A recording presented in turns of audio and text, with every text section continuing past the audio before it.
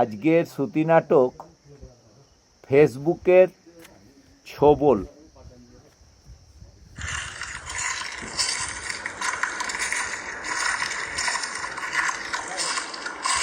বুকুদি, আজ এত দেরি কেন হাঁটতে আসতে?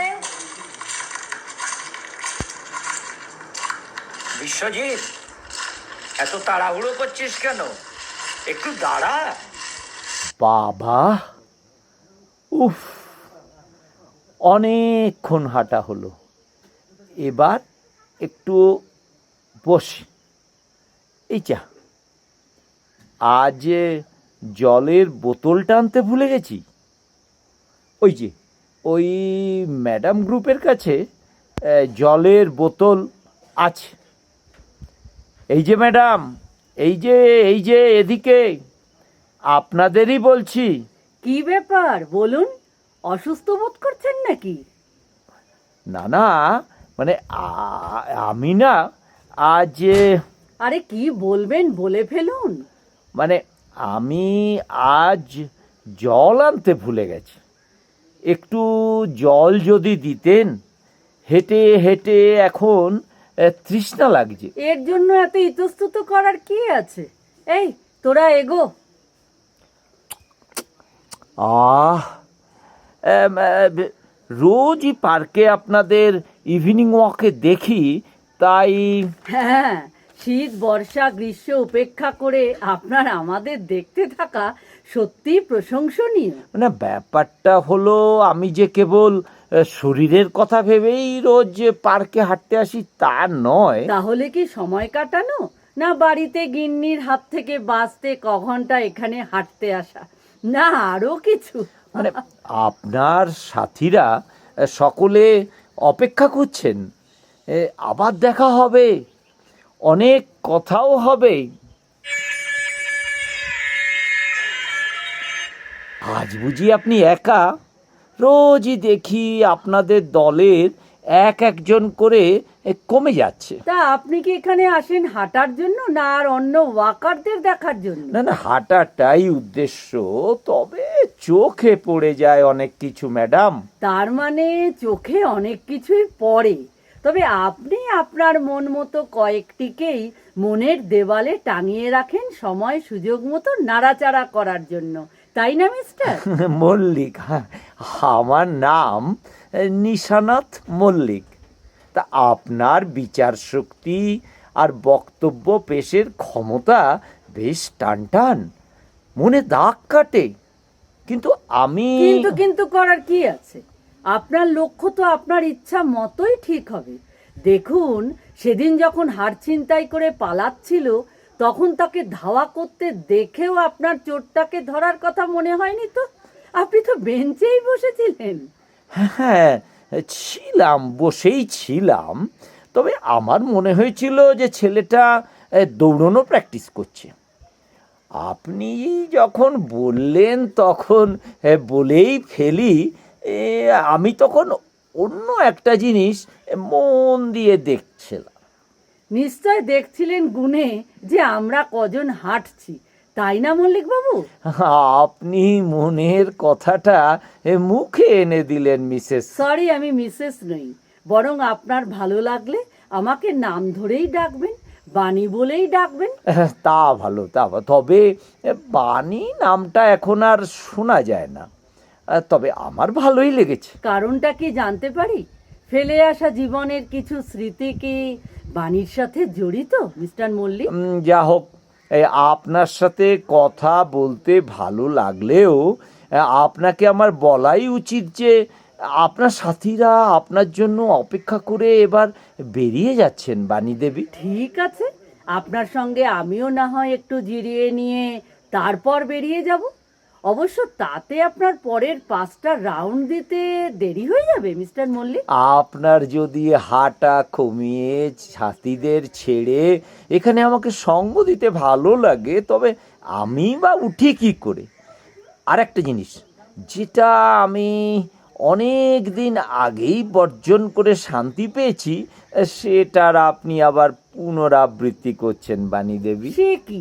আমি আবার কি করলাম মিস্টার মল্লিক? এই মিস্টার মল্লিক, এটা চাকরি জীবনে শুনতে শুনতে আমার কান পচে গেছে। তাই এখন সবাইকে নামটাই বলি, পদবিটা না আমি তুলেই রেখেছিলাম। আপনি মহিলা বলে এই নামের সাথে পদবিটাও বলতে বাধ্য হয়েছিলাম। তা আপনার যদি অসুবিধা থাকে তাহলে কি আমি এই নিশার উল্টোটা অর্থাৎ সানি বলবেন, আর এই ডাকটা আপনার গলায় ফুটবেও ভালো। সে কি, এই বয়সে সানি বললে আপনি কি নিজেই সাড়া দিতে পারবেন? মনে হবে না ওটা আর কেউ। অবশ্য আমার কাছে দুটোই সমান। আর সত্যি বলতে কি, পুরনো বন্ধুদের কাছে যেমন পুরনো চেনা নামটা খাপ খায়, তেমনি নতুন চেনা হওয়া কারোর কাছে নতুন নাম শোনার জন্য মনটা উসখুস করতে থাকে না mister Mallick? Oh sorry, Sunny babu. আবার বাবু কেন? এ ডাক নাম আবার 4 অক্ষরের হয় নাকি? আপনারও একটা নতুন নাম ভেবেছি। আমার পছন্দের নামটা হলো বনি। আমি তো ভাবতেই পারছি না যে এই বয়সে কেউ আমাকে একটা নতুন নাম উপহার দেবে। হ্যাঁ, তাহলে আমার দেওয়া নামটা পছন্দ তো? চিন্তায় ছিলাম। নামের সাথে সাথে যদি আমরা সম্বোধনটাও একটু সাধারণ করে নিই, কেমন হয়? সানি মনের সাথে কি আপনি আপনিটা মানাচ্ছে? ঠিকই। কয়েকদিনের ইভিনিং ওয়াক কেমন পরিচয় থেকে ওয়াক করে আমাদের একটা গভীর অন্তরঙ্গতায় টেনে নিয়ে যাচ্ছে, সেটা কালই বুঝলাম বনি। কিরকম সেটা যদি খুলে বলো। কাল সন্ধ্যা পর্যন্ত যখন তুমি এলে না, তখন নানান আশঙ্কার বুদবুদ উঠতে লাগলো। শরীর ভালো না, রাস্তায় কোনো বিপদ হলো না, বাড়িতেই কোনো গণ্ডগোল হলো, ভাবতে ভাবতে মনে হলো যে কদিনেরই বা আলাপ আমাদের। ঠিকই। মনের চিন্তাকে ঝেড়ে ফেলার জন্য হাঁটাটাই ভালো মনে করে হাঁটছিলাম, তখন আশ্চর্যজনকভাবে কান দুটো তোমার গলা শোনার জন্য এমন একাগ্র হয়েছিল যে মিস্টার রায়ের ডাক শুনতেই পাইনি। অবাক কাণ্ড না বনি? সত্যি, কদিনেরই বা আলাপ, অথচ দুজনের মনে চিন্তায় দুজন কেমন জায়গা করে নিয়েছে। আমারও জানো, অতিথিদের দেখাশোনা করতে করতে বারবারই মনে হচ্ছিল যে তুমি এসে আমাকে না দেখে অবাকই হবে। আমার মনে হয় দুজনে একসাথে এলে দুজনেরই কথা বলার অসুবিধে। তাছাড়া এটা লোকের চোখে পড়ে যাবে না? আমিও ভাবছিলাম, রোজ দাঁড়িয়ে কথা বলা দেখতে খারাপ লাগে। আর রমাদি, মানে ওই যে গোলাপি শাড়ি পরা মহিলার আবার ফেসবুকের বন্ধু হলো আমার ছেলের বউ। তাই কথা বলতে, একে অন্যের সঙ্গ দিতে যখন এত ভালো লাগে, তখন একটাই উপায়, যে তুমি সময় মতো এসেই মহিলা গ্রুপে ঘুরবে, আর আমি সময় পিছিয়ে নেব। তুমি গ্রুপ থেকে বিশ্রাম নেবে, আর আমিও পৌঁছবো। দুজনেরই একসাথে কথা বলা, ঘোরা হয়ে যাবে। বাবা, এই বয়সে এত ফন্দি! তাহলে বয়সকালে তাহলে কি ছিল? তখন চোখে ধুলো দেওয়া তো তোমার কাছে জল ভাত। অনেক দিন পর কেউ আমার গুণের প্রশংসা করলো। মনে হচ্ছে এ বয়সের সাথে সব কিছু হারিয়ে যায়নি। আমাদের এই পরিচয় হওয়াটাকে আমার জীবনের একটা মোড় বলে মনে হয় বনি। খোকনের বাবা গত হওয়ার বহু বছর পর তোমার সাথে আমি মন খুলে কথা বলে একটা পুরনো আনন্দের স্বাদ পাচ্ছি সানি। মনে হচ্ছে 17 বছরের বয়সটা আবার ফিরে আসছে। ঠিকই। এই যে হাঁটতে হাঁটতে আশপাশ ভুলে যাওয়া, প্রয়োজন মতো চলার গতি কমিয়ে নিজেদের দূরত্ব কমিয়ে এনে একটু কাছাকাছি হওয়ার চেষ্টা, বা পার্ক থেকে বেরিয়েই দুজন দুদিকে হাঁটা না দিয়ে তোমার রাস্তা পার হওয়া পর্যন্ত তাকিয়ে থাকা, এসব কদিন আগেও ভাবতে পেরেছি কি? যা বলেছ, তবে আজ মহিলা গ্রুপ কাটিয়ে তোমার সাথে হাঁটতে গিয়ে বেশ ক্লান্ত লাগছে। চলো কোথাও একটু বসে জিরিয়ে তবেই ফিরবো।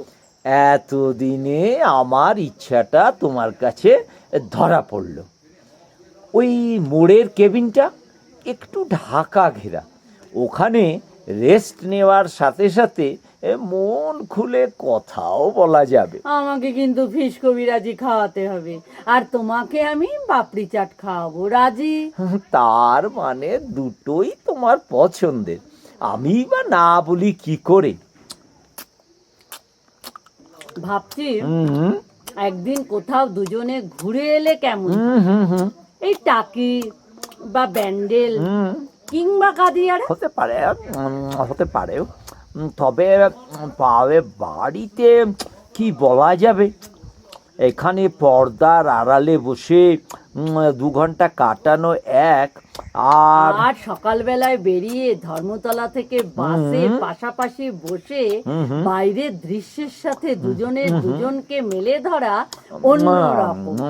ভাবলেও হুম হুম ভাবলেও মনে হচ্ছে প্রেমের জোয়ারে ভাসাবে ভাসাবে দোহারে, দোহারে, বাঁধন খুলে দাও দাও দাও দাও, ভুলিব ভাবনা, পিছনে চাবো না, পাল তুলে দাও দাও দাও দাও।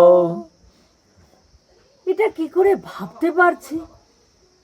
আচ্ছা, দুজনেই বলবো যে কলেজের বন্ধুর বাড়ি যাচ্ছে, ঠিক আছে? আরে এখন ঠিক তো আছে, কিন্তু জানাজানি হয়ে গেলে এই দেখা হওয়া, কথা হওয়াও বন্ধ হয়ে যাবে না বনি?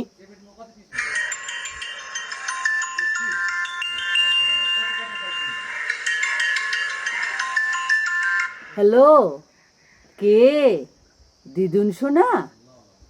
ও হ্যাঁ হ্যাঁ, তুমি নাচের স্কুল থেকে ফিরেছো? বাবাও ফিরেছে, তাই নাকি? আচ্ছা, আমি 10 মিনিটের মধ্যে ফিরছি। সানি, হ্যাঁ, আমাদের মেলামেশাটা ঘরে একটু আড়াল করে আলোচনা হচ্ছে। তাই নাকি? কি ব্যাপার বলো তো? কাল নাতনি গলা জড়িয়ে ঘুমানোর সময় বলল যে তুমি রেস্টুরেন্টে আজ কি খেলে গো দিদুন? সে কি? আমি তো অবাক। বললো মা ওকে ফেসবুকে ছবিও দেখিয়েছে।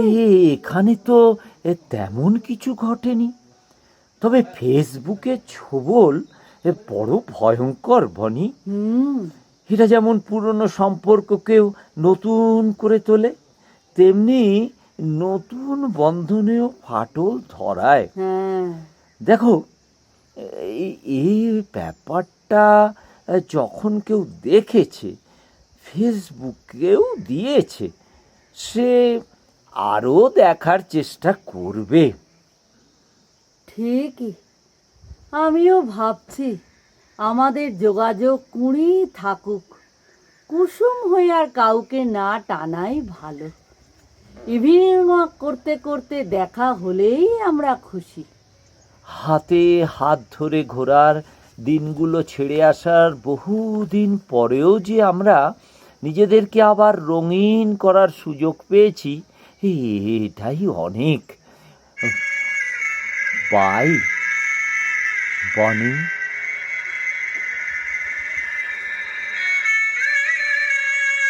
বাই সানি।